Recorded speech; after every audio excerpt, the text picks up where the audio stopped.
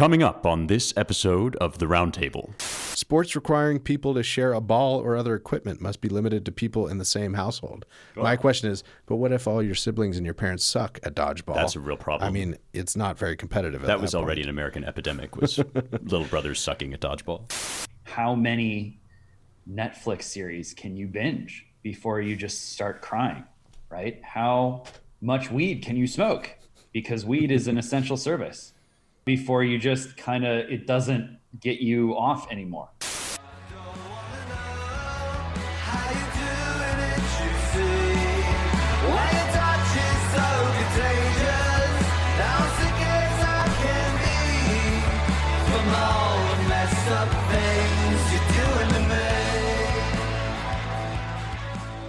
Welcome, everyone, to another edition of the Roundtable, the American Minds Editors and Publishers Roundtable here at the Claremont Institute. My name is Ryan Williams, president of the Claremont Institute, publisher of the Claremont Review books and the American Mind. I'm joined, as always, by Matthew Peterson, vice president of education and founding editor of the American Mind, Spencer Clavin, assistant editor of both the American Mind and the Claremont Review books, David Barr, managing editor of the American Mind and our new director of publications.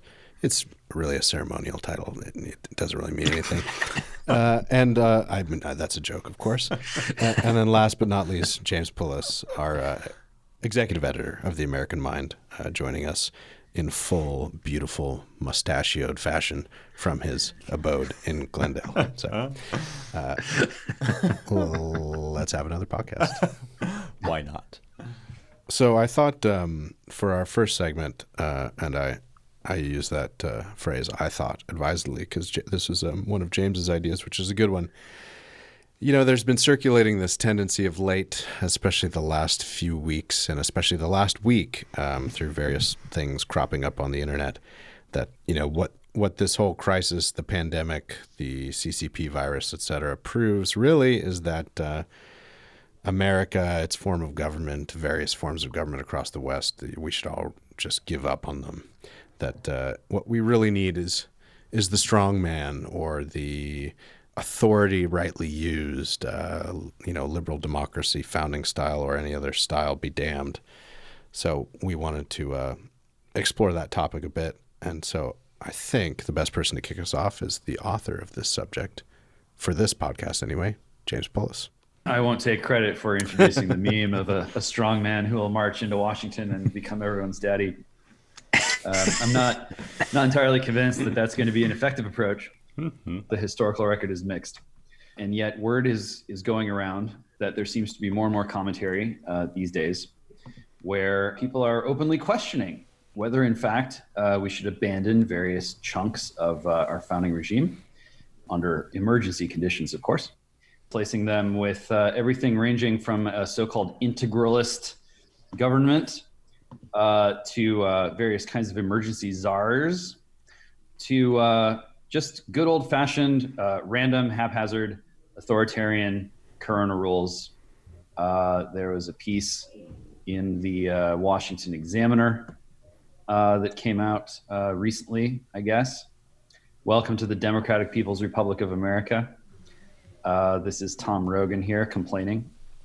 We should all be deeply alarmed by the decision to issue stay-at-home orders enforceable by criminal law.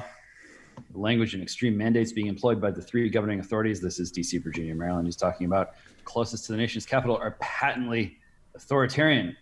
And of course, he says, don't misunderstand me, the coronavirus pandemic is an urgent public health concern, but governments should only be taking the most extreme actions based on exigent, data-driven circumstances. And as we all know, over what has been by any stretch a fairly chaotic month of March, county level officials, not all of whom were elected, trotted out some orders, which sometimes were reversed by state government. This has not been a banner month for federalism. And yet, in other ways, you know, you see to this very day, Gavin Newsom and Donald Trump really standing up for each other, or at least their relationship working together. And it makes you wonder why it is that the conversation is turning so hard toward giving up on America in one way or another. Got memes flooding the internet of Sulla, the Roman Roman general who marched in and reestablished some semblance of authority during one of the darker days of Rome. Jokes that become sort of, winking non-jokes. And then you get the criticism from the other side where, the slightest deviation from business as usual is castigated as fascism. Even people who are suggesting, perhaps we have something to learn from, pre-modern Europe as far as durable social order is concerned, that is also castigated as fascism, when in fact it is miles, if not, what's the metric system equivalent? Kilometers, if not kilometers away from fascism. And now at this point, top magazines in the United States are openly running what could only be described as trolling the American people, coming from the right and the left. We can get into all these things as we want, but there's layered on top of all of this stuff where people are really feeling like America is like a failed experiment, too young to live, are the likes of our friend Michael Brendan Doherty of National Review, who is recently re-upping his old column at The Week about how clearly the only way to interpret the political season is that God is punishing us for our myriad and manifold crimes. And so, so the question, how much of this debate is just vain posturing, and how much of it is people really starting to feel, after just 2 weeks in the pokey here, that America is an experiment gone wrong that needs to be replaced? Yeah, I kind of have both reactions to this discourse. I am highly skeptical of what I have come to call the coronavirus proves I was right all along genre of think piece. People on the right for some time already, long before we ever heard the word coronavirus, have been re-examining tropes and bumper stickers that Americans were thought to hold dear, and asking whether such things as liberalism or indeed the Civil Rights Acts were done in error, philosophically untenable, and now bearing the inevitable fruits of their wrongness. And when somebody writes at length that this totally novel and radically transformative event is only further proof that that was always true, that the things we were mumbling about in the corners of the internet have now been proven to be right all the time, I cannot help but raise my eyebrows and note that on the other side, there are plenty of people who believe that this is at last conclusive evidence that what we need to do is dismantle the nuclear family. And so there's a bit of a Rorschach test effect going on here to some degree, I think. I also think that the solution, which goes, if only a big, powerful dictator who looks suspiciously like me, or at least has an ideology that looks suspiciously like mine, would take care of everything, then it would all be great, is at least not an original solution. It may, in some instances, have worked out all right, but it's certainly not the radical new idea that it's being presented as when viewed in the context of a larger frame of history. All of that having been said, it also seems to me true that the way this crisis has unfolded has demonstrated a high degree of unpreparedness, and one, I think, of our writers has called it unseriousness, in the way that our government is currently proceeding in its seriousness about the fact that things genuinely do go wrong in radically unexpected, or at least radically novel ways. And some level of radical reconsideration of how we think about ourselves as a nation is required. I don't think that that amounts to ditching America. I think that that sentiment is a kind of grass is always greener sentiment, which basically boils down to, well, everything is wrong, let's just scrap it and then usher in the age of Aquarius. But I do think that the trend you're identifying, James, has important things to tell us about just how badly we've bungled this, and the fact that it does reveal certain underlying problems in our way of doing government. Yeah, I have just a report over the transom. The weird thing in America about this kind of crisis is not only state-based federalism, but sort of county and local-based federalism. I mean, you have this patchwork quilt of orders about all this kind of thing, and the people officiating and propounding these orders, of course, run the gamut of political parties, and they're sort of, I think it's bipartisan in the sense in which people are worried about this really spreading and becoming a problem. It looks like from the latest numbers in California that Santa Clara and Alameda are going to be are trending in the wrong direction in the sense of escalating. But this is from the San Mateo County Health Office, the latest email to residents there, which was to extend the stay-at-home order to May 3rd, and it adds some clarifying language around essential businesses and activities and some new directives. So travel for outdoor recreational activities limited to sites within 5 miles of an individual's residence. I don't know how you'd really enforce that. Right. I mean, you're going to have roadblocks and check everyone's residence. This is sensible. Please remember that many people want to use the same recreational facilities, which will compromise social distancing. Maintain good social distancing, all fine. Use of playgrounds, dog parks, public picnic areas, and similar recreational areas is prohibited. They'll be closed to public use. Use of shared public recreational facilities such as golf courses, tennis and basketball courts, pools, and rock walls. That's a very first world problem. Yeah. Rock walls are prohibited. The all sports court at our town center is closed effective immediately. Sports requiring people to share a ball or other equipment must be limited to people in the same household. Oh. My question is, but what if all your siblings and your parents suck at dodgeball? That's a real problem. I mean, it's not very competitive. That was already an American epidemic, was little brothers sucking at dodgeball. Most construction, residential and commercial, is prohibited. That was interesting to me because driving around sort of the LA County, San Bernardino County border here, I see a lot of road construction. I see a lot of remodeling, residential construction around my neighborhood. So it looks like San Mateo's sort of cracking down. This one I don't really understand. It's sort of vaguely worded, and I'll just end with this. Sorry, I lost my spot here. But fire safety vegetation management is allowed, but not gardening for ornamental, cosmetic, or upkeep purposes. That surely they can't prohibit you from gardening on your own property. Yeah, what? But anyway, it goes on and on and on. Funerals are limited to no more than 10 attendees, et cetera, et cetera. So this is, I think, I wonder at what point, and I'm not advocating any sort of anarchy or disobeyance of any local ordinance. No anarchy zone. of any local ordinance supposed to protect public health. But I just wonder how long people will put up with this kind of a lot of which seem to be sort of arbitrary restrictions, as well intentioned as many of them may be. Yeah, that's. Let me just say, just to add to that, the other side of this is a phone call I had today at lunch with an old friend of mine who works at a medium-sized healthcare company, and they provide a certain kind of healthcare services throughout California. And he was wondering the difference between county and city authority, because the counties have shut things down and the cities haven't, and this sort of thing.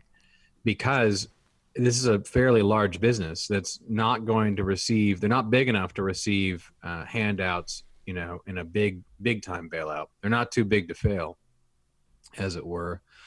But they are also they're going to be too large to receive any of the the small chump change government cheese individuals. And every day that goes by, you have companies like his, which are not just the mom and pop restaurants which are being devastated, but medium tier, a little bit beyond that, right? Small businesses, we say small, a lot of them are larger than people think. They're providing medical services. I mean, they're all in danger right now of going under. So while this goes on, every day that goes by, the economy is cratering without anyone seeing it. And I have this strange feeling. It's in the beginning, I was certainly not a virus denier. I was very much following this, along with some others here, it was like watching a train wreck, coming towards the country and no one doing anything. The proverbial phrase that everyone's using, and now we see that again economically, and it's alarming and concerning because this is not a joke at all. This is extremely serious on both counts. And I don't think that a lot of people recognize it now. It takes a while for economic statistics to come out. There's white hat anger on the ground that's growing, I think, in response to what Ryan's talking about. But it's not really echoing in the press. Like there's not a way for us to see what's going on. You do get some people politically arguing, but you don't see what's happening on the ground, and it's happening very fast. And I think it's very deep. Yeah, I'll just say real quickly as just a quick PSA for those not familiar with California geography, and why should you be if you don't live here? Alameda and Santa Clara counties are up in the general San Francisco area, and the San Mateo release or email that I read is also up there. So it looks like for now the slightly earlier social distancing of the West Coast is bearing fruit. But it's looking to be a growing problem up north. LA is still lagging behind, but is growing as well. Yeah. Hey, Matt, I have a question for you. Do you think the media is doing an insufficient job? I should stop right there and just have a laugh of capturing the cratering at these mid-sized firms that you're talking about. Because what I've noticed is that it's they talk about mom and pop stores, right? That's kind of easy. You just walk outside and you can write a story.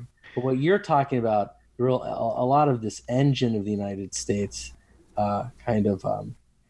breaking down. I haven't seen too many pieces.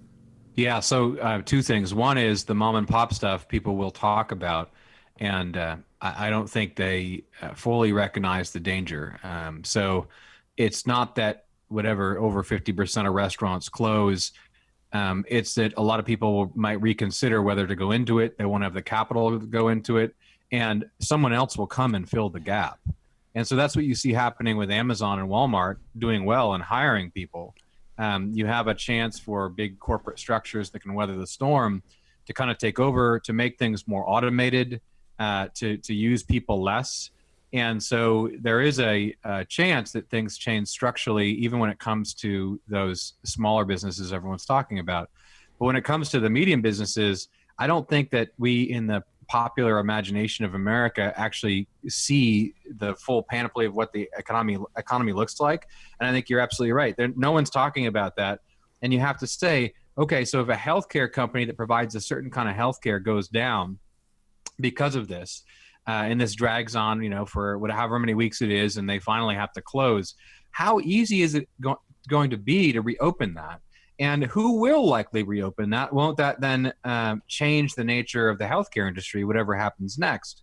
And the media is not so keen on talking about that in a, of course, rational way. I mean, the media is broken. It's fundamentally broken. It's dying. It doesn't have any ability to give you a real picture of what's going on. And I think the problem is, as this happens so fast and so suddenly in what really is a much weaker economic system than we've been led to believe, that I don't think we've ever really reconciled with the problems that were presented in the last crash. What I fear is the psychological, especially on the right. I mean, a lot of good people who are out there who own these businesses in red counties. There's going to be a psychological reckoning all of a sudden with a real problem. And I'm not saying it's the end of the world or we won't get over it, but I think we're still living in kind of a fantasy world about what's going on every day as this drags on. And there's people who are really angry about it right now in the present. Some of these people feel it now and they know they're losing their livelihood and no one's listening to them. And that's gonna play out politically. But just as a society as a whole, I just don't think most Americans see the picture. Yeah, and I'm not making a statement about what we should or shouldn't do with the virus. By the way, we have to take very, very swift and strong measures to contain it. But this is going to lead, I think, to a bumpy road, a real bumpy road in the next 18 months. Just to add a little bit to your commentary, Matt, on the media dimension of this, in my own personal experience, I'm reflecting upon the fact that this really is the first time that I, at least, actually got my news from pseudonymous accounts on Twitter, and not from any kind of organ or venue or whatever you want to call it, but rather from nerds who were crunching numbers and watching Reddit and tweeting. What did Ross Douthat call it? Weird right-wing Twitter? That's right. Weird right-wing Twitter is called this better than anyone else, and helped me, I think, to prepare for it, is still now has taken a serious place in my news diet now in a way that I only sort of foresaw or hoped they would in the past. And it would be really encouraging and nice and optimistic to say that what this will mean is that the crumbling sclerotic edifice of our mainstream news media will now at last come crashing down, and out from it will burst all of the talent that has been imprisoned in it, like the prince in Sleeping Beauty when Maleficent lets him age to 112. Wait, that's enough, please. Sorry, I got off on a little tangent about the prince. But it would be nice to imagine that. But it's only one of the many possible outcomes, and it's not, yes, I don't think, the most likely one. And the reckoning, we have to reconcile ourselves, at least just provisionally, to the reality that a global pandemic might not be enough to clear all of the crust and filth out of the pipes of the system. It just might not, and it's flattering to see Ross bump up all of our wonderful seed friends. We need to say that Ross Douthat in the New York Times gave a link to Peachy Keenan, who has written for us, one of these sued accounts, as well as Toad Spotted, who has also written for us in education. I think Lomez AmericanMind.org may have received a shout as well. But what Lomez? What's creepy about this unfolding situation is that for, I guess years now at this point, we've been getting memed by authoritative news sources that the real experts were all but certain that that technology would do to us what the virus is now doing to us. We're, automation is going to reduce jobs, and we're going to have to get ready for a world where, kind of everyone goes into early retirement, and we're going to be spending a lot more time indoors, and planet's going to fill up with people, and maybe the virus will reduce the global population significantly, but it might not. And much of what we were being memed from on high to prepare ourselves mentally for living in the pod, eating the bugs, so on and so forth, has gone from a sort of speculation to an all but mandatory regime. And it's all well and good to think, well, this will be over in a couple months, but we don't know that. And it might come back in the fall or in the winter, as pandemic viruses often do. And what concerns me, on the one hand, there's something true and good and even bizarrely beautiful in being humbled by a massive event like this, to the degree that you gain new perspective on just how trivial so many of the things that trouble you really are. And the flip side of that coin, of course, is that many of the things that you take great pride in, and many of the things that you sort of like to flatter yourself about in quiet moments when no one is listening or looking at your facial expressions, those things too are much more trivial than you want to believe that they are. But we're now moving into, in some ways, a post-Christian America. And the wisdom of Ecclesiastes, that there is nothing new under the sun and that all is vanity, strikes a much different chord in the human heart when the Christian context of that wisdom is zapped away. And so we're now looking at unemployment claims rising to such a dramatic extent that it's just a straight line on the graph. It's a singularity of unemployment. You've got millions of Americans, many of whom would like, ideally, to continue doing what they're doing, even if they feel that it has a certain kind of futility in it. Millions of Americans confronting the possibility that they are apparently useless, that their hobbies and their pastimes are not generative, that the well springs of life have in some way been sucked dry by the virus and by the technological environment that the virus exists in. How many Netflix series can you binge before you just start crying, right? How much weed can you smoke? Because weed is an essential service before you just it doesn't get you off anymore. And that question is now starting to be asked about everything. And it's only so long, I think, before, and I do think it'll be men first, young men say, I need to get out of the house and I'm going to do things without asking. And, hoes in the parlance of our time may be mad, but I think it's going to happen. And it might be a very messy and ugly way of restarting the animal spirits and the blood moving through our veins, getting our humors going again. But I think we need to prepare for it. I just want to say something real quick in response to David, parenthetical to what James just laid out. I'll emphasize real quick. Yeah. Yeah. So what Spencer was saying as well is that now you're in a time now where you can read pseuds online. You can read all kinds of a variety of news sources, and it may not lead to anything better. And I think that's true. It's a very real possibility, maybe the most likely possibility. But what I would say is there's a lot of people who ask me now, they'll say things like, well, where should I get my news? How should I learn about what's going on? These people were right about the virus and, these other people weren't. And there's no real answer to that except to accept the fact that you have to triangulate and you have to look at people who are outside of the mainstream. And the problem is that, you have to jettison the idea that there is a mainstream and that you're going to have one anytime soon. So it's up to you. You have to find within yourself the fortitude, if you want to know what's going on, to just triangulate within the crazy fracturing media landscape as it is.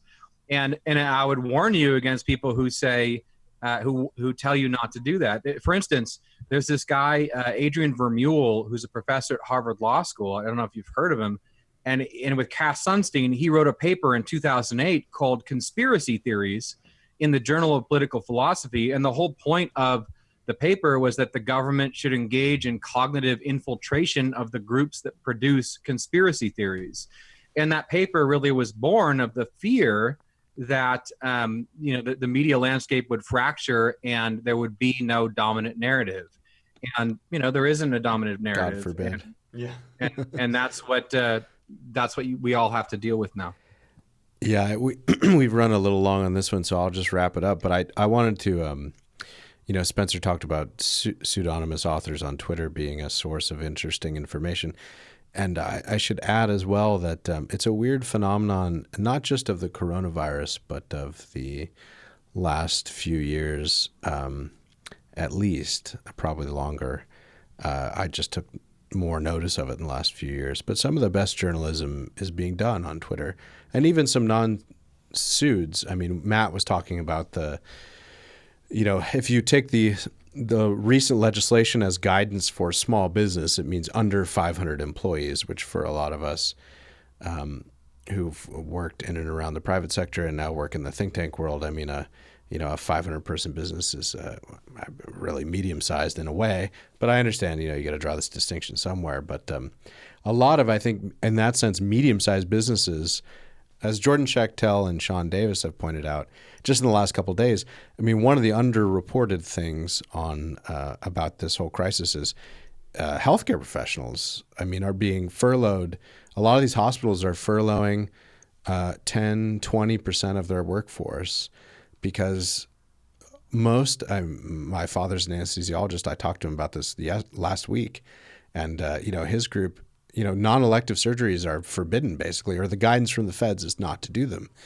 Elective surgeries. The guidance from the feds is not to do them. So, he's pretty involved with his group, has been with it a long time, and he thinks they're down probably 60%. Week over week in terms of stuff they're actually doing. And people forget that hospitals, given the trend of the modern West in many ways and its approach to healthcare, talking about it and funding it, we forget these are all businesses. I mean, they have to pay the bills. They charge for a lot of stuff, and they end up having pretty good margins on a lot of their elective surgeries. And that's all been shut down for 2 weeks at least in a lot of these states. So, we're sort of dismantling the infrastructure of a pretty vital service at the moment, especially in the midst of a pandemic, which is healthcare. And, it's just an open question whether the extent to which you can turn off a good portion of a very large national economy with 50 states in it, and then just turn it back on when you go back. So that's, it's a worry about a lot of people. And it, of course, has to be balanced against the threat to public health, which is real. So it's, these are not easy questions. And I think, all told, I don't think the conclusion from the state, local, and federal response, to bring us back to the beginning of this segment, should immediately be, we need a strong man to fix it all, and then to hand the keys back to us when he's done or she's done. I think that flies in the face of experience in the West for the last couple thousand years at least, and we ought to be smarter about it than that. But let's get on to our next topic.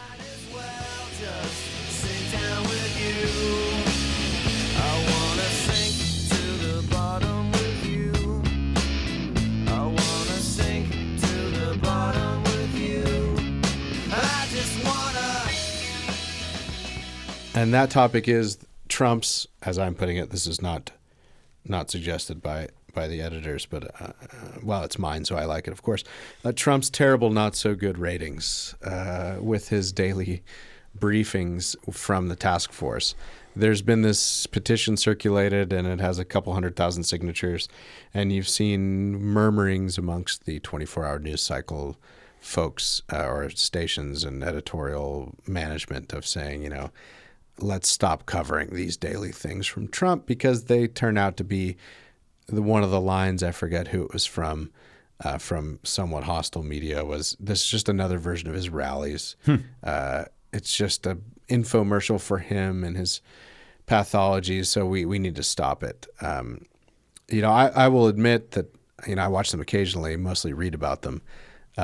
And, they're a mixed bag, having nothing to do with really Trump, but it's just the sort of daily spectacle of the task force opining from Bricks or Fauci and then Trump, and then, the assortment of questions, both ridiculous and relevant, from the gallery of reporters. You can only take so much of that. But I think to the extent that they rivet the public generally and provide some source of information, and the American public, especially the portion of it that consumes this sort of media a lot, or news media a lot, we should give them more credit. I mean, they can sniff out falsity from bluster from real information. So I think the hysteria about covering it seems sort of crazy to me, especially in this day-to-day crisis we're in across our 50 states. It's been a weird, I'll say this: the media reaction to this pandemic and Trump's, the president's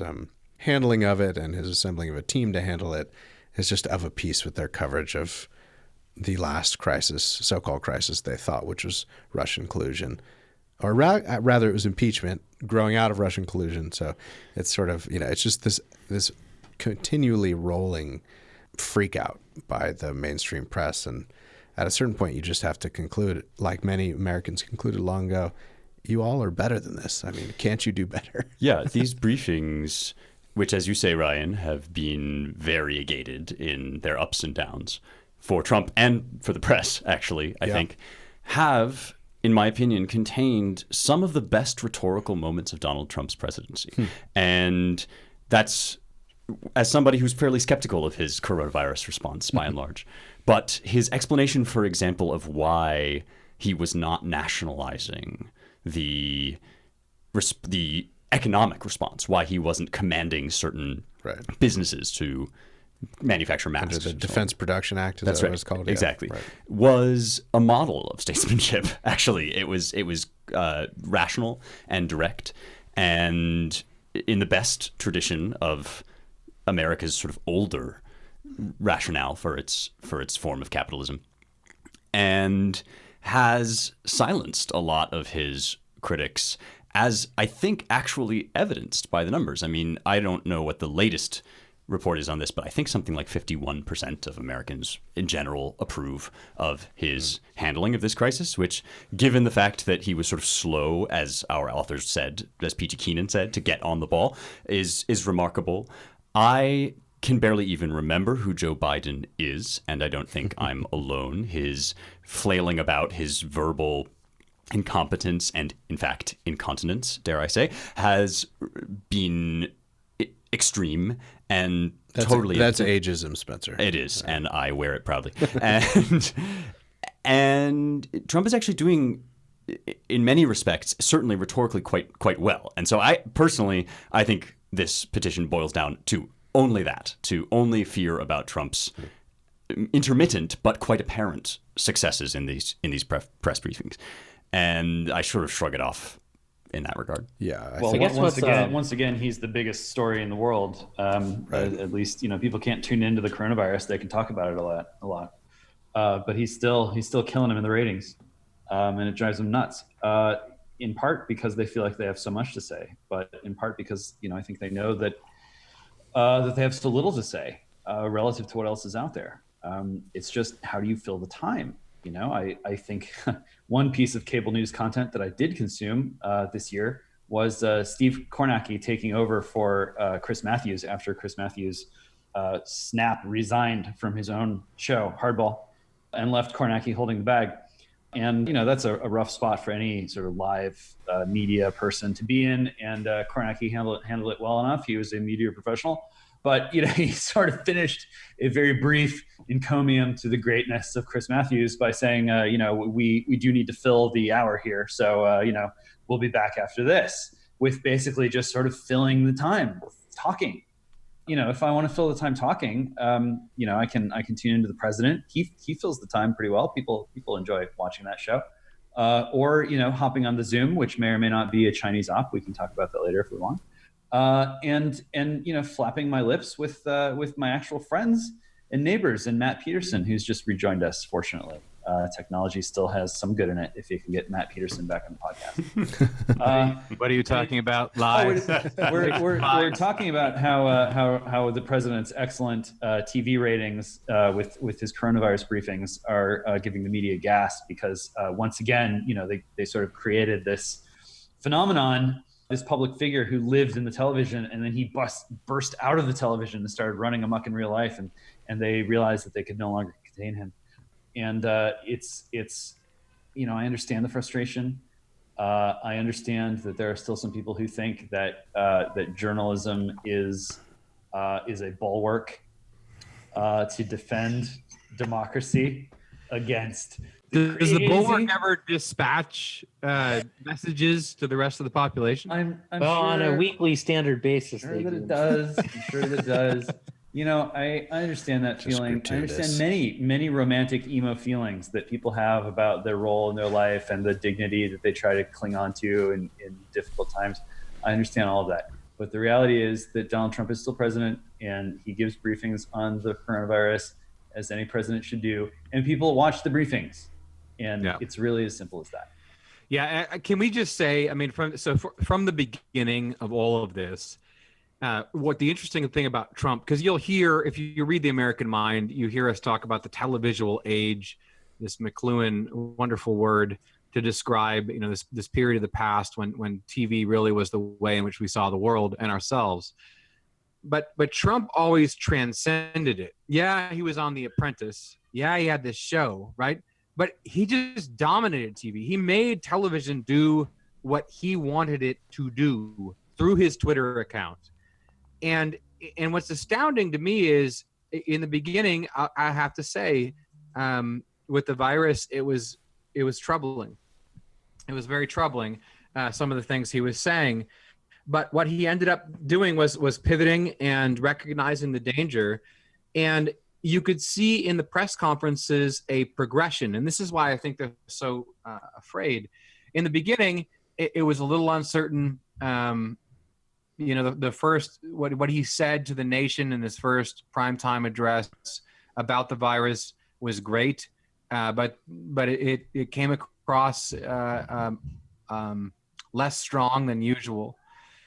And what you see now is this progressive strength in these conferences where he's deferring to other people. He's praising and defending his team.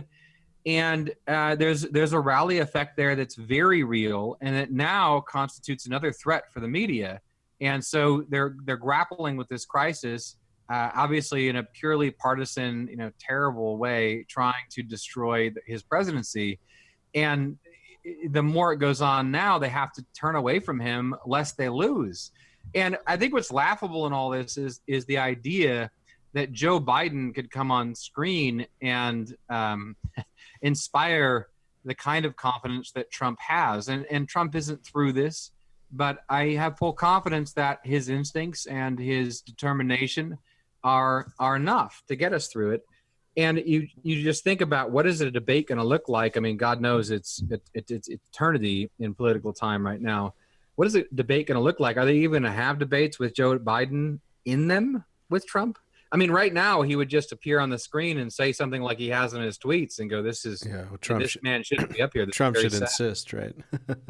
What's that? Trump should insist at this point that there be debates, and then if Joe declines to run against it, I mean, the Biden team has launched podcast. I don't know if they've launched an actual episode yet, but I think it's an effort to counter what have been sort of troubling and lackluster performances in live TV interviews. Now, granted, I'll throw a bone to Biden here. It's weird and hard to do a Zoom interview, I think, with bandwidth lag and everything else when you're used to doing it. And with severe dementia also. Super, well, come on, Spencer.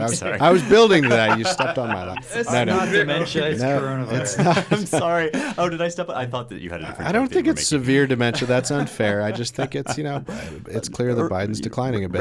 Rapid onset dementia. But no, I know. To be fair to him, I mean, it's tough remote when you've done them all, either at super high studio bandwidth your whole life or in person.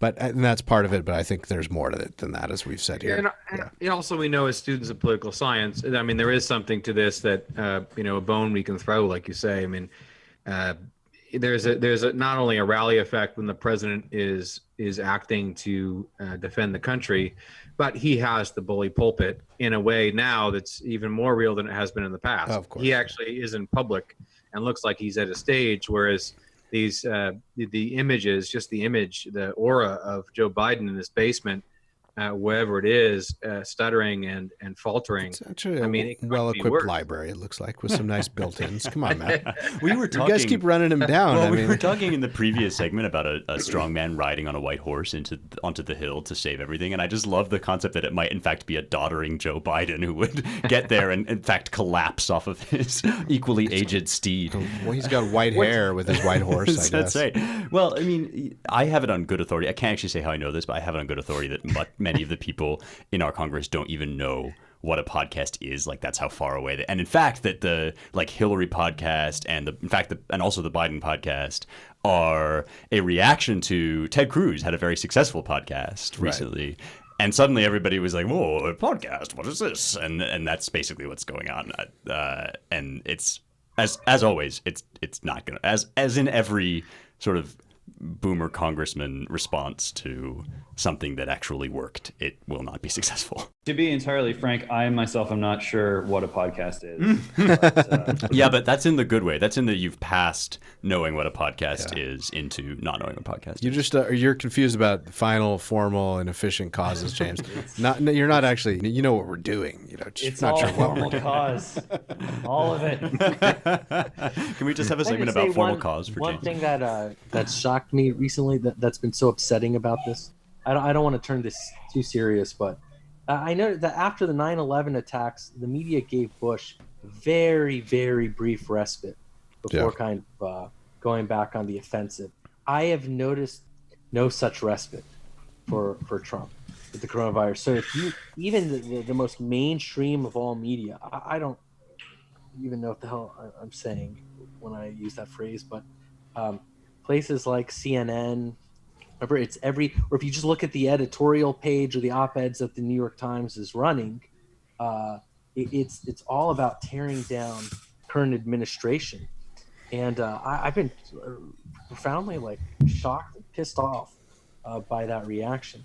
This is something we all kind of have to band together to defeat, and they're just allowing no quarter. So it's, these are people who couldn't run a shoe store, and they're yelling about how terrible of an executive Donald Trump is. I mean, it's not flattering, and I do think that there is a jinx factor that is going to become relevant in this campaign season, such as it is, where Joe Biden has obviously faced some serious personal challenges in his life, tragedy and so forth. And I think that carried him a ways toward whatever public esteem he continues to enjoy.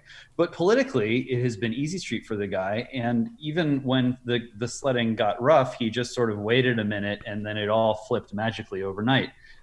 Not because he's had this sort of Churchillian moment of digging deep to find his true leadership potential or whatever. Whereas here you have Donald Trump, and of course not everyone likes, much less loves, this president.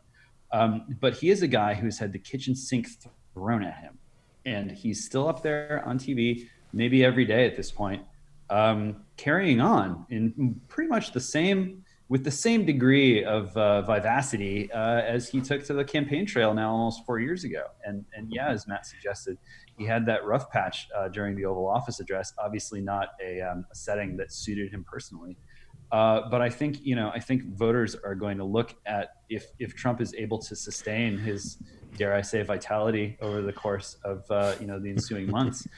He's going to look like a guy who bad luck doesn't really happen to, and that's gonna make a difference in people's minds, even if they might not want to admit it. And let's just say, I mean, look, Trump, all his upside comes through now very, very clearly. Because you see him as he is. He's actually he expresses through his physical motion and appearance a lot. He's very expressive on screen, and what you see is what you get with him. That's the image he doesn't sell. It just comes out of him, and that's what people receive. And so if you actually get people watching these press conferences, which they will, and there's nothing they can do about it, you see him daily just laying it out as to what should happen and what should not. And you also see the more interaction, because let's face it, a lot of people who hate Trump, they haven't actually seen him or understood his mode of rhetoric, which is not that of the elite. And the more you see him, the more you understand, oh, I see what he was trying to say, especially when you're in the midst of a crisis where, these problems need to be solved. And so it favors him. The scale of fate right now just favors him. And the more that he's out there doing what he does in a sort of respectful way and defending his people vociferously and talking about what he's trying to accomplish, I think he's in a very good place, and that will only continue. Let me also say the media, of course, has just it's in self-destruct mode. I always think of because I spent some time in the country growing up, of a dog on a chain, like a really dumb dog, will wrap itself around a tree. The more it gets crazy, the more it's tied up, until finally it can't even move anymore, right? And that's kind of where the media is at now. They can't stop with this attack that David is talking about, and they're just wrapping themselves around the tree. They're going to choke themselves. I mean, people see, okay, well, that's ridiculous. I have to give the president that. And as contentious as all this is, even if you disagree, even the people who disagree with Trump in many ways about the virus, when you see him on screen and you see his soul for good and ill, you end up liking the guy, which is why he was a celebrity to begin with. Oh yeah. Which country was this that you grew up in? It was the country. It was James. country. The country. It was the old country. In America, New York State is New York City. But the foreign country I grew up in Western New York, and we actually moved around a bit in the Northeast. There's all kinds of slipstreams, and they're wild. In rural New York. Upstate, as it's known, right, Matt, which is an epithet known to residents of outside of Manhattan. Yeah. In rural New York, craft beer drinks you. My grandparents had the New Yorker's map. I don't know if people have seen this. Probably a lot of you have not listening, but the New Yorker's famous map of New York City, which has Fifth Avenue, and then the rest of America is just kind of disappears until you get to California. But I would say that this is just America all over. I mean, the hidden places, the places out of the way, that are most of the geographic location of the country, which, by the way, is not as affected by the virus and feels differently, and the differences between the two are being exacerbated by this present crisis. I got to say, I'm a little worried based on the latest Corona map, which I am definitely not refreshing obsessively every moment of every day at all. Of course not. Not doing that. Just like I'm not touching my face right now. Not even a little. Yeah, the hot spots are flaring up across, east of the Mississippi, even in rural areas now. That's true. We were talking about this earlier throughout our busy workday. The drive-through is hopefully not playing a super spreader role. And I know our truckers and our food service folks are out there sort of doing the best that they can. But, we're starting to see penetration now into rural areas. I know in Georgia, Florida's having trouble, and Michigan, other places. So, as we continue to try to figure out how to hold and clear green zones in America, that's going to be one of the bigger challenges, I'm sorry to say. I'm getting a wrap-up sign from our producer. Yeah, I was going to say something, but I think it's time to end the segment. God bless not doing this live.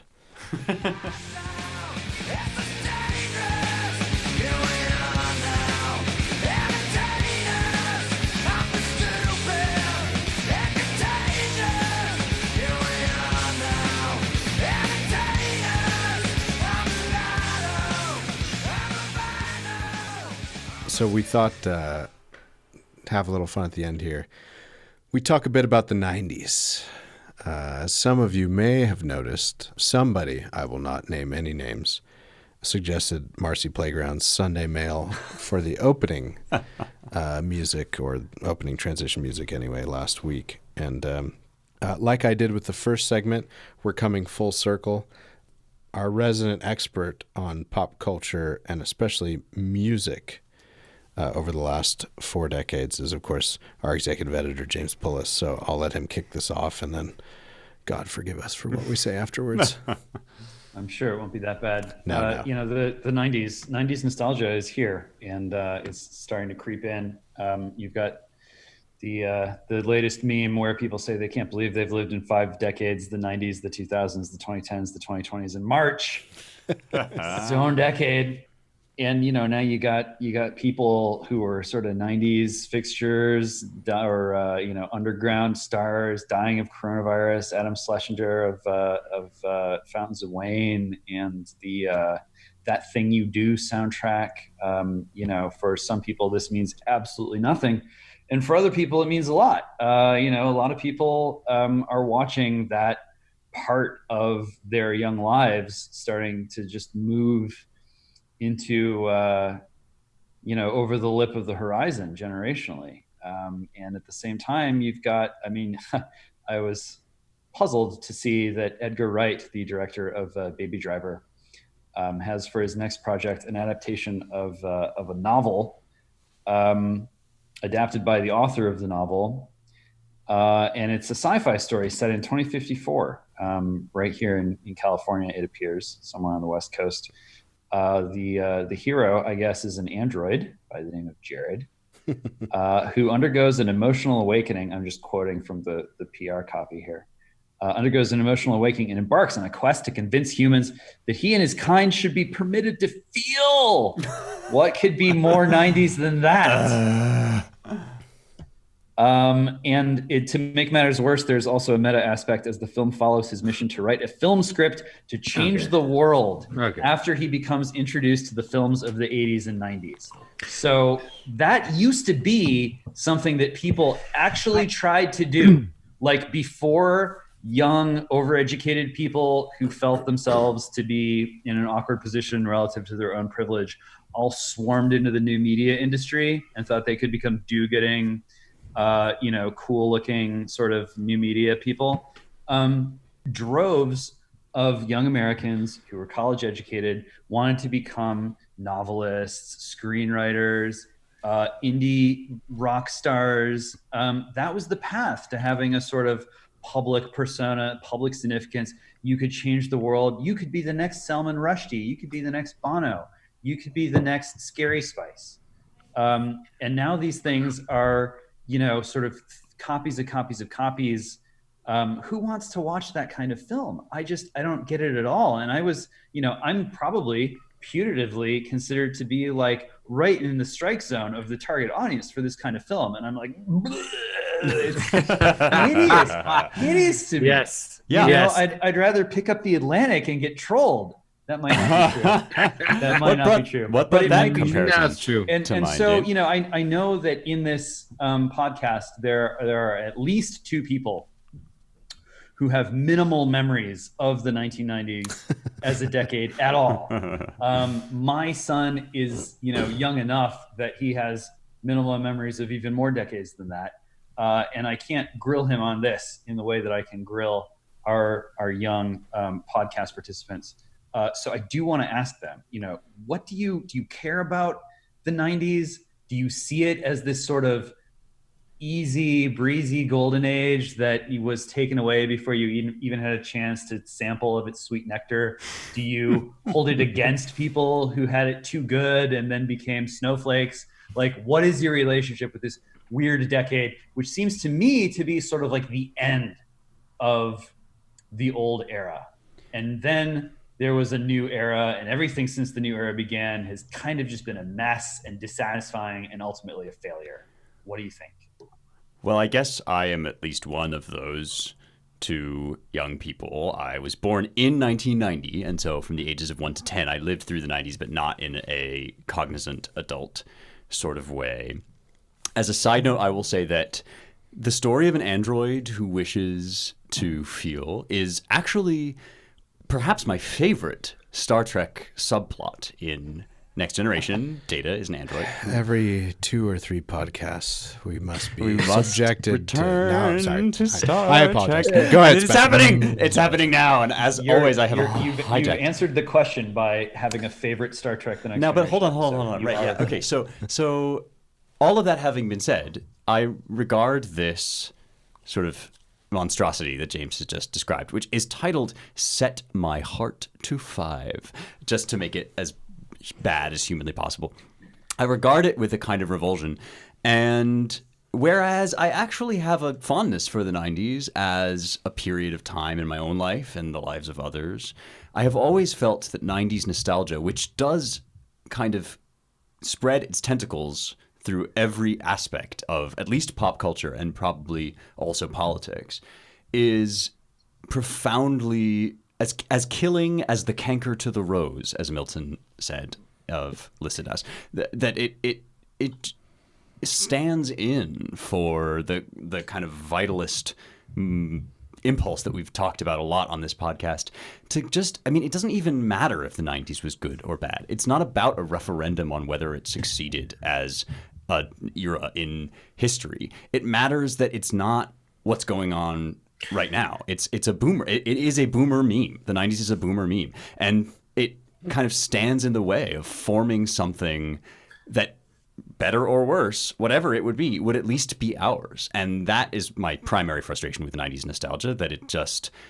is a substitute, even for people my age. It's a kind of comforter that keeps us from having to go out and do whatever it is that we are supposed to be doing. It just seems like a palliative. Dude, I love it. Dr. Dre's Chronic in mono. I love it. I buy, Reebok pumps. I'm gonna. I knew I liked you, David. I can afford Jordans now. I was born in '84, so I remember the night. I love it. Every aspect of this, I enjoy. It will never fade. Reebok pumps. It took me My father refused to buy me the pumps. I'm the same. He said $100 for tennis shoes. Come on. Yeah, they were like, "There's no way in hell." But of course, all the cool kids at the Catholic school had them. It hurt myself. My little brothers used to get beat up because they didn't have them. Really? Yeah. I got like an LA Lights or some LA pumps. BK There were Knights. some British Yeah, and then Knights. that got called, like the shoes of the KKK, or there's some like weird pre-meme thing. If any of you guys recall that, the BKs fell out of fashion, and anyway, I could go on. Some of my What do you like about it? About the '90s. he just laid it all out, Matt. I mean, Wearing the pumps, racist sneakers. the pogs. No, I There was never a simpler won. time. No, from my I first learned really how to form an argument with spurious evidence, ad hominem attacks, and cherry picked anecdotes in arguing with my father that I deserved $100 pair of Reebok pumps because they make me jump higher and all sorts of stuff. Sorry, is Back there when another Super kind of argument? Nintendos, Fourth grade. All those video Yoshi. game systems. It was also, James, is the birth of a lot of stuff that is in like hyper overdrive now. Yeah. So it's in Sega and all those things had 2 buttons, and it just is. So I see it as I see it as the time in which the boomers and Gen X and all the other generations diverged. So before then, everyone was too young to kind of diverge. And the good side is there was a slipstream of a time in which younger artists, especially, had a kind of protected space because the generation that had dominated media before was older. And so there was a kind of a space in which you could make indie films and music and so forth. And that proliferated, and a lot of it was somewhat interesting, but I don't know how far that goes. But it was at least free. It wasn't artistically, it wasn't a decade in which you had the shadow of the 70s and the 60s upon you, which were very prolific in terms of art. But, well, I mean, the downside is, to me, and this is where I kind of like the fork in the road is for me culturally, is I just go to music. It's the easiest example. Maybe it's cliche to some of you. Maybe some of you don't even know what I'm talking about. But it's when rock ended. I mean, the rock that the blues based rock of the 50s, 60s, 70s, and even 80s, even the hair bands. Those guys were like, think about guitarists. This is an easy example. Guitarists. I mean, they got to the point where in the 80s you had guys who played for hard rock bands who were trying and fond of and proud of the fact they could play Bach riffs. I mean, that's where you were at. And then all of a sudden, again, it might anger some listeners, but I don't really care. Nirvana comes along, and it's real music. You're talking about a guy who's abused, who's had a terrible life. And all of a sudden, the children of divorce start making records, start making art. Wow. And you see the consequences of the 70s. So the Dionysian 70s, when it was like Jimmy, Led Zeppelin couldn't stop talking about his genitalia, and he's like, I mean, it's awesome, right? He's doing acid. He's got lots of women around him. He's a single guy, and he's talking about, fornication, as we'll say. As well as weird, bizarre Tolkien mystery, old English references, and he's just going out there, and there's tens of thousands of people listening to him, and then you get to the point where you have these cries of pain instead of this resounding drunk or high on LSD kid who's full of thumos in the 70s going, "Rah!" And people wanted to hear that. Think about this, right? There was something wrong in the 60s and 70s because people wanted to go to a stadium to hear a guy full of thumos, full of spiritedness, full of energy, vitality, talk about weird, mysterious stuff and how he was going to go have sex with lots of women. Like they were there to like celebrate that. And now today, sex wizards are among the least physically attractive people. Yes. Yes. No. Now the throughput it looks terrible. But I just want to say about the 90s real quick. Let me claim in. No. We need to. Well, I have to interject. I'm channeling. I heard what David Barr said because I can see him talking. So on this screen we have here, I have the meta view. Quid est He was wondering what is a sex wizard. Yeah. Tit esten. Are you Tit really, esten are hos you sex really wizard. going to stop the train and force me to explain? Sorry, James. Okay, no, I think we know what it is. Yeah. It's just a sex-oriented wizard, man. No, it's the New York Times ran a feature recently about how some lady that was once a masturbation coach is now going to help you to masturbate during coronavirus. That's what a sex wizard is. But this is what I'm talking about. So the boomer is that's still a boomer mindset, which is that this will all work out fine. We have some inculcated woke kids who have been brainwashed by us. But what the 90s showed you, which won't last, but was real, was the cries of pain in music like Nirvana, saying this is a really messed up situation. You have to think like long-term, big picture, culturally. Why are kids listening to music that is about, terrible pain and tragedy? Why is Nirvana, Kurt Cobain having a song entitled "Rape Me"? You don't think that's a warning sign? I mean, this is a popular song where some young dude has a song entitled "Rape Me," and that's the theme. And that's just, the culture wars show that they thought these lyrics were bad. I mean, that's crazy. And so now when you see this stuff, I mean, I think in the 90s, you started to see the results of everything that changed with the boomers and the what they had wrought. And no one took it seriously. No one took Gen X seriously. It was just music. It was entertainment. You make money off of it. Kurt Cobain kills himself, whatever, and you move on. But what you see now is they become cringe. So like the Thruple, they're ugly and it's crazy and you don't like it and you wish for something more. Yeah, I would just quickly, Spencer. Sorry.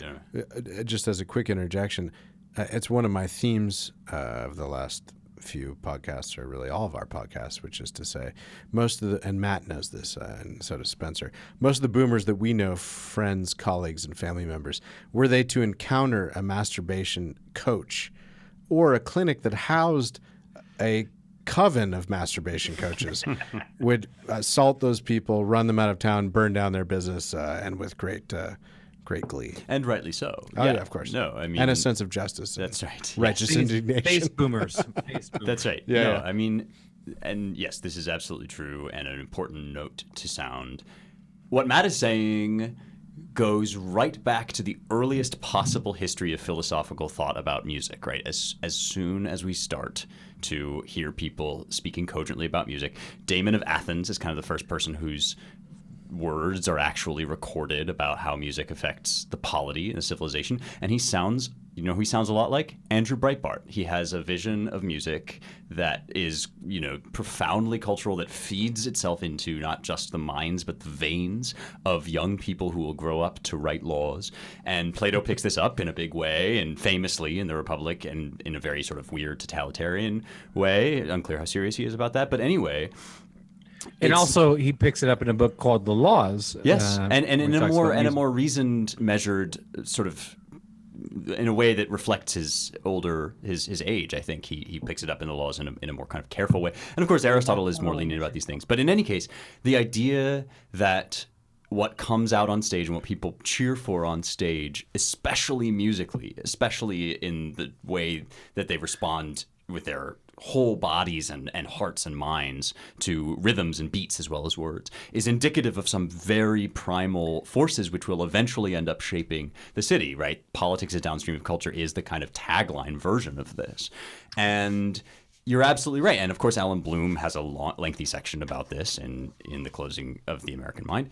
But Roger Scruton also, people who think seriously about music see this happening, and the notion that it's just a kind of lark that we are on stage sort of banging our chests and expressing this raw sexual energy, or eventually, and as in the case of Kurt Cobain killing ourselves, the notion that that's just something, a sideshow that's going on outside of politics in some way, is a fallacy. It's always been at the heart of politics and at the heart of whatever is going to eventually express itself legally. And I do think that, yes, Matt, you're absolutely right. The 90s contains a kind of musical motion which we are now seeing expressed in politics to our great despair and detriment.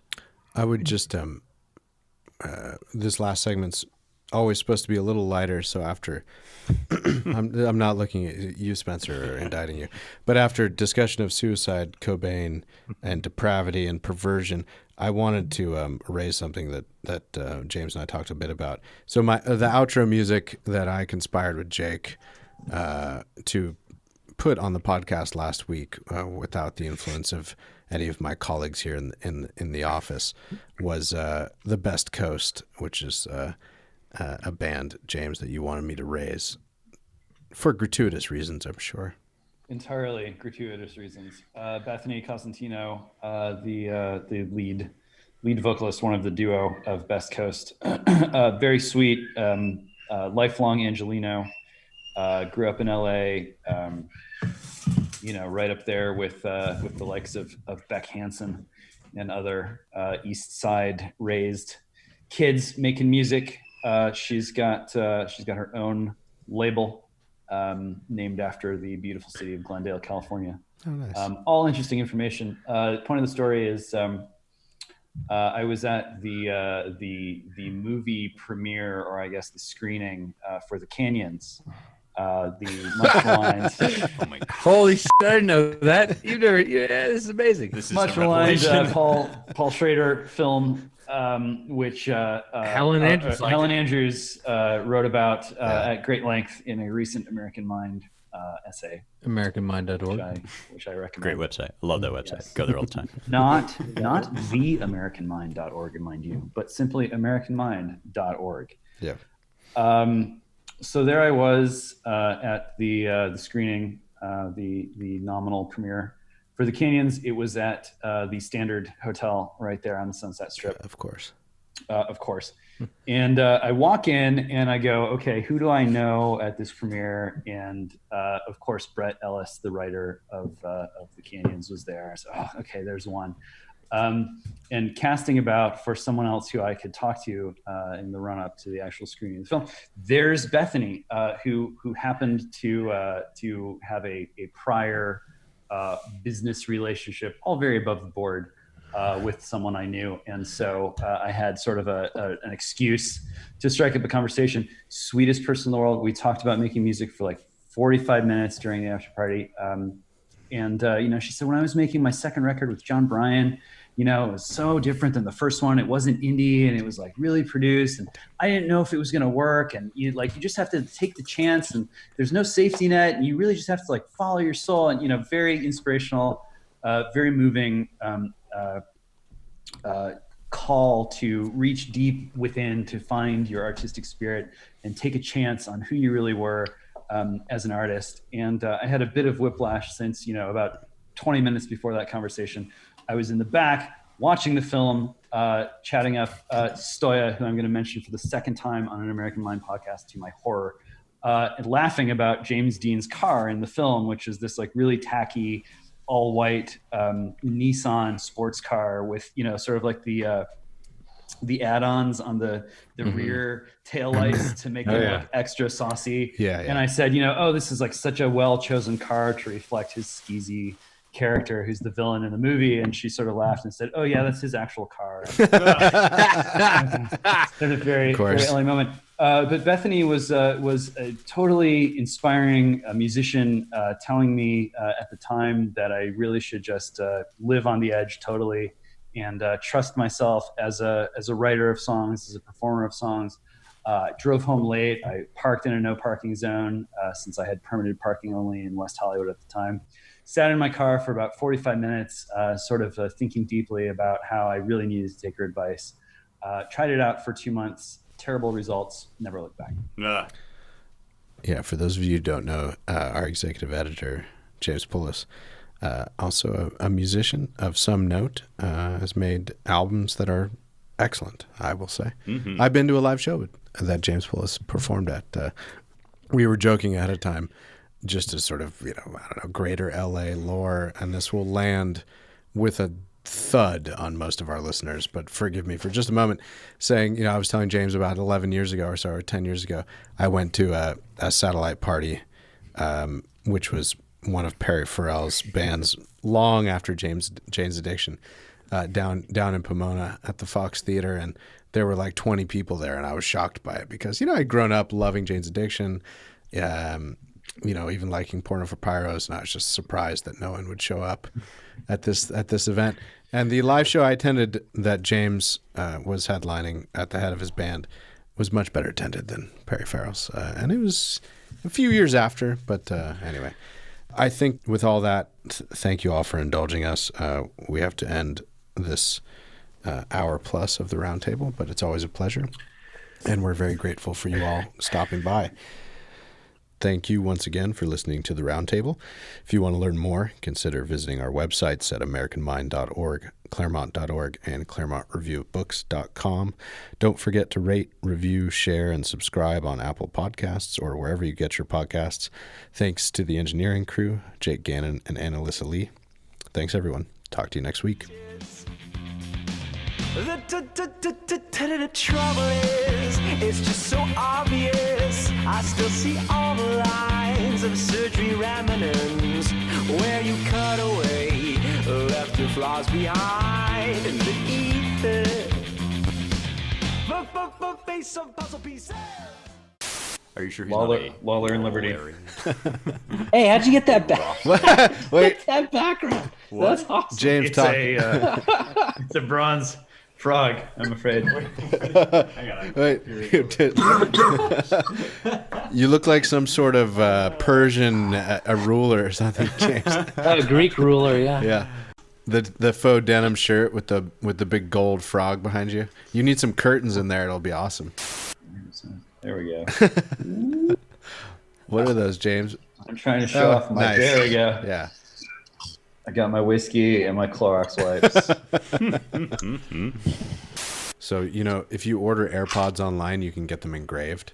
Oh, cool. On the outside of it. Yeah. So I said this is my most triumphant recent dork dad move, which was I had inscribed on them dad pods. Because Amelia has AirPods too, but she doesn't have any labels. So I know those are mine. That's right. Yeah. We need to have him on the podcast just to ask him. He'll just go to the balcony window and just brush his hair, and the women will come. And climb up it like Rapunzel. Yes. As the youngest person in here, Oh, the yeah, Jake, 90s too. segment just strikes me as like, okay, boomer, the segment. It's okay, Xer or Xennial. It's all right, boomers. I believe you adjusted guys The are boomers the were ones, already like in salary jobs in the 90s. I believe Come on. you guys were the ones a couple episodes ago who said, okay, boomer isn't an actual reference to age, but of mindset. That is correct. I Damn you, went on a Jake. rant about that. As I recall. Jake has damnably fair points. Boom He age records mindset. everything, so he forgets nothing.